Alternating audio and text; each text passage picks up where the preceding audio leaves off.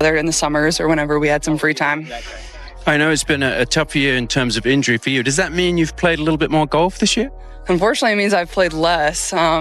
Nobody understood it at first. Why did Caitlin Clark suddenly freeze mid-swing during that LPGA crossover event? Why did her smile fade, replaced by shock, almost a kind of hurt? And moments later, security rushed in as fans began whispering. What she heard wasn't just a question, it was a setup meant to embarrass her in front of both the WNBA and the LPGA, and the person behind it was someone she never imagined. But before we get to the full truth, stay with me, because this story goes much deeper than one poorly timed question. Caitlin's day had started quietly, with a calm morning sun on the fairway. No loud crowds, no WNBA tension, just golf. A rare moment where she could finally breathe. Put on television, and that was great. Fans were really excited about that. There was so much buzz online. She was trending on Twitter, all of the things. And the LPGA was promoting the crap out of this event. And they also did something really smart by pairing her up with their currently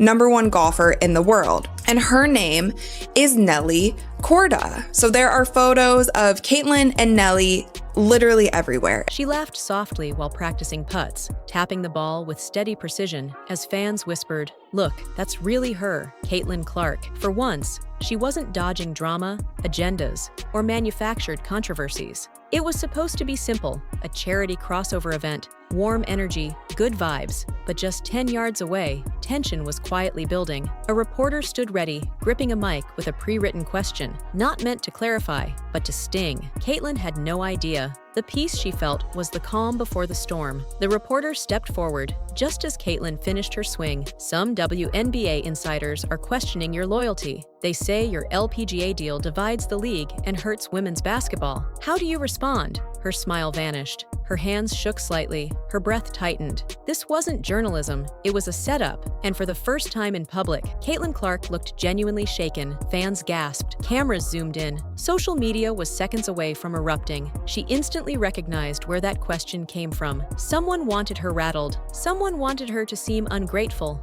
And the reporter? He wasn't LPGA staff. He wasn't cleared. He wasn't even on the official media list. Sources later confirmed he was planted by WNBA adjacent media contractors. The real question was, why? And the value that Caitlin Clark brings to the table, except guess who?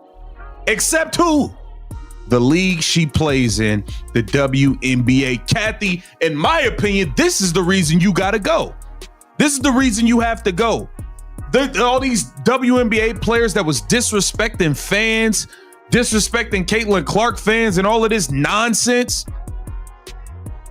Y'all don't understand the value she brings, but all of the leagues who are prospering and winning, they understand the value, and it's pretty sad. Caitlin's $68 million LPGA deal had stirred up jealousy across parts of the WNBA. Her popularity overshadowed MVPs. Her endorsements broke records, and her coverage dominated every headline. Some veteran players felt pushed aside, some wanted her presence toned down, and someone decided to weaponize a reporter to make that happen. To fans, it looked like pointless drama, but to Caitlin, it cut deeply. Her success was meant to uplift the sport. Her crossover deal was designed to elevate women's athletics, not divide them. Yet the question she was hit with attacked her character, her integrity, and her love for the game. Her reaction was raw and human. She froze, stepped back, and millions watching could feel the shock. LPGA officials immediately stepped in. The reporter was pulled aside, and security escorted him out. But Caitlin didn't just let it go.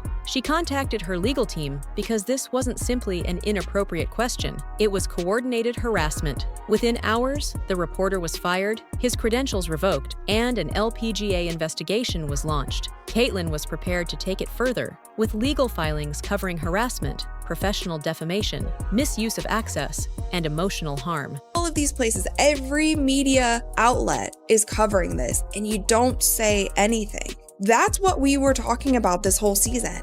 We were correct. The fans that were saying that the WNBA seems to be trying to quiet the noise of Caitlin Clark, not letting her shine to her full ability, and not, in turn, not helping your own players in the league, we were right. And this event proved it, because the LPGA did literally everything correct. They capitalized on the moment. They found a way to put it on television. They allowed people to be there. Caitlin was signing autographs. They put their best golfer in the tour, league, whatever it's called.